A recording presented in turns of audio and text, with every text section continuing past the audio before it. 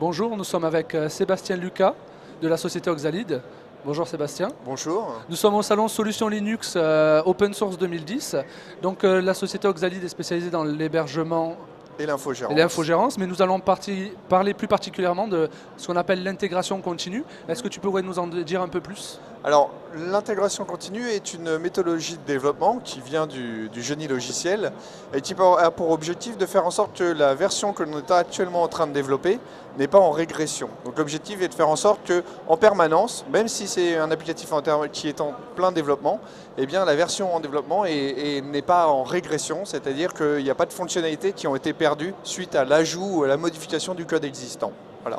Donc pour bien comprendre la différence avec des frameworks justement, c'est un peu la même logique ou Alors, le framework est un outil qui permet de faciliter la vie du développeur et certains frameworks permettent d'implémenter des briques qui simplifient l'intégration continue. Pour une raison bien simple, c'est que pour vérifier cette intégration continue, on a besoin de mettre en place des tests, ce qu'on appelle le test-driven development, qui a pour but de dire ce qui nous pilote, ce n'est pas l'ajout de fonctionnalités, c'est le résultat attendu par le comportement d'un logiciel. Donc quand on met en place des tests, et quand on fait notre développement, on vérifie tout au long du développement, et ce en permanence, c'est ça l'intégration continue, que la version qu'on est en train de développer est en accord par rapport à ces tests-là. Voilà. Très bien, donc cette intégration continue, elle existe dans le domaine classique, on va dire, des logiciels privés ou propriétaires selon, et elle prend une forme particulière dans l'open source ? Alors, l'open source, quand on développe des solutions open source, on développe un logiciel. Donc effectivement, il y a des projets open source qui font de l'intégration continue dans leur méthodologie de développement.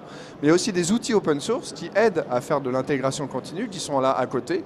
Il y a des frameworks, on parlait des frameworks tout à l'heure, donc il y a des frameworks open source qui intègrent du test-driven development, mais il y a aussi des solutions qui permettent de valider les socles de méthodologie et des outils pour mettre en place l'intégration continue. Je parle notamment d'un outil de versionning. Aujourd'hui, faire de l'intégration continue, ça veut dire centraliser l'ensemble des versions en cours de développement dans un outil de versionning. Aujourd'hui, dans les projets phares, historiquement c'était CVS, on a eu Subversion, aujourd'hui c'est Git qui tient la chandelle en termes de projet tendance sur la partie versionning. Et ensuite, c'est tous les outils, ce qu'on appelle de cruise control, c'est-à-dire pour vérifier que le bon déroulement du projet, de façon à ce que le développeur, lui, sache qu'il est bien dans ses tests, mais aussi le chef de projet, de vérifier un petit peu quelle est l'étape dans laquelle se trouve la version de développement pour être conforme par rapport au test. Donc la question qu'on se pose qui est légitime, c'est qu'est-ce que vient faire Oxalide là-dedans quoi ? C'est gentil de poser la question parce que ça me donne l'opportunité de répondre. Donc effectivement, quand les gens viennent nous voir avec des projets en cours de développement, souvent les gens ne se rendent pas compte qu'ils font de l'intégration continue ou qu'ils ont besoin d'intégration continue. Souvent ça s'applique au web parce que sur le web, eh bien, on a des contraintes qui sont fortes, on est en ligne en permanence et en même temps c'est un univers qui bouge beaucoup. Et donc les fonctionnalités changent souvent et pourtant on a besoin de faire en sorte que les nouvelles fonctionnalités ne viennent pas être en conflit avec les précédentes. Donc nous on insiste fortement et on accompagne nos clients dans la mise en place de l'intégration continue.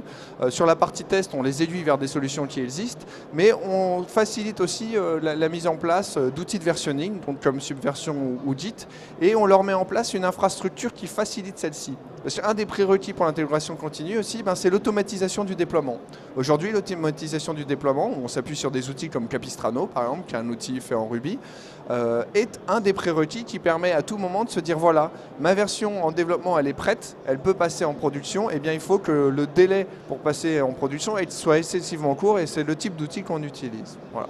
Et la dernière phase, ça permet de conclure, c'est sur la partie reporting, c'est-à-dire qu'aujourd'hui, quand vous faites des tests, c'est des tests fonctionnels, mais il y a des tests en production, c'est-à-dire que quand il y a une forte montée en charge ou autre, eh bien vous pouvez avoir des bugs qui peuvent apparaître qui n'étaient pas là auparavant, et c'est des choses que l'on aide à faire, c'est-à-dire qu'on fait du retour sur l'exploitation pour donner des éléments de reporting qui permettent aux développeurs de faire du profiling dans son intégration continue.